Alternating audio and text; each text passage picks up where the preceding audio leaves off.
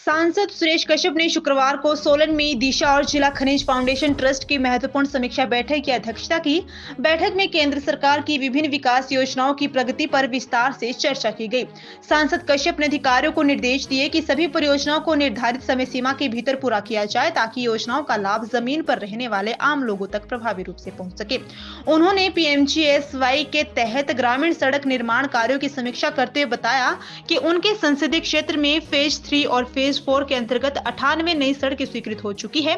सांसद ने अधिकारियों को इन कार्यों को प्राथमिकता के आधार पर शीघ्रता से पूरा करने के आदेश दिए। ग्रामीण ढांचे को मजबूत करने के लक्ष्य को दोहराते हुए उन्होंने कहा कि सड़कें और बुनियादी ढांचा विकास सरकार की सर्वोच्च प्राथमिकता में शामिल है। DMFT के कार्यों पर चर्चा के दौरान सांसद कश्यप ने बताया कि कई प्रोजेक्ट या तो लंबित है या पूरे हो चुके हैं। उन्होंने अधिकारियों को निर्देश दिए हैं कि जो कार्य पूर्ण हो चुके हैं उनके तुरंत भेजे जाएं ताकि अगले चरणों की स्वीकृति में देरी न हो। बैठक में भविष्य के लिए आए नए प्रस्तावों को भी प्रस्तुत किया गया जिनकी स्वीकृति आने वाले समय में दी जाएगी। सांसद आदर्श ग्राम योजना, प्रधानमंत्री आवास योजना, जल जीवन मिशन और विद्युत विभाग की RDSS योजना की प्रगति की भी समीक्षा की गई।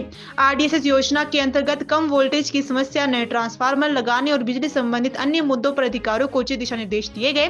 बैठक के दौरान कुछ अधिकारियों की अनुपस्थिति पर सांसद सुरेश कश्यप ने कड़ी नाराजगी जताई। उन्होंने कहा कि महत्वपूर्ण बैठक थी और बिना सूचना अनुपस्थित रहना गंभीर लापरवाही है। सांसद ने डिप्टी कमिश्नर को निर्देश दिया कि ऐसे अधिकारियों को कारण बताओ नोटिस जारी किया जाए जो बिना किसी पूर्व जानकारी के बैठक में शामिल नहीं हुए। दिशा और DMFT की बैठक थी और उसमें विभिन्न जो सरकारी केंद्र सरकार की योजनाएं हैं उसका हमने रिव्यू किया और साथ ही अधिकारियों को निर्देशित भी किया कि जो प्रोजेक्ट्स हमारे केंद्र के द्वारा स्वीकृत हुए हैं समय के ऊपर उसको पूरा किया जाए और जो केंद्र सरकार की योजनाएं हैं उनका लाभ आम व्यक्ति तक पहुंच सके उस दिशा में कदम उठाया जाए। जहां हमने टारगेट्स फिक्स किए हैं उन टारगेट्स को हम अचीव करें। जैसे PMGSY है जिसमें सड़कों का जो कंप्लीशन का है फेज 3 और फेज 4 अभी नया सैंक्शन हुआ जिसमें मेरे संसदीय क्षेत्र में 98 रोड्स सैंक्शन हुए हैं। तो उन कार्यों को शीघ्र पूरा किया जाए। और दूसरा जहाँ DMFT की बात है उसमें भी बहुत सारे काम ऐसे हैं जिनके जो भी पेंडिंग पड़े हैं या जो कंप्लीट हो गए हैं उनकी UCC जल्दी से जल्दी भेज दी जाए। और आने वाले समय के लिए बहुत सारे प्रपोजल्स आए हैं उसको भी आज हमने यहाँ पर रखा है। आने वाले समय में उनकी स्वीकृति होगी। निश्चित रूप से लक्ष्य यही है कि हमारा जो ग्रामीण ढांचा है उसको किसी प्रकार से सुदृढ़ किया जाए और लोगों को केंद्र सरकार की योजनाओं का भरपूर लाभ मिल सके। उस दिशा में आज की बैठक रखी।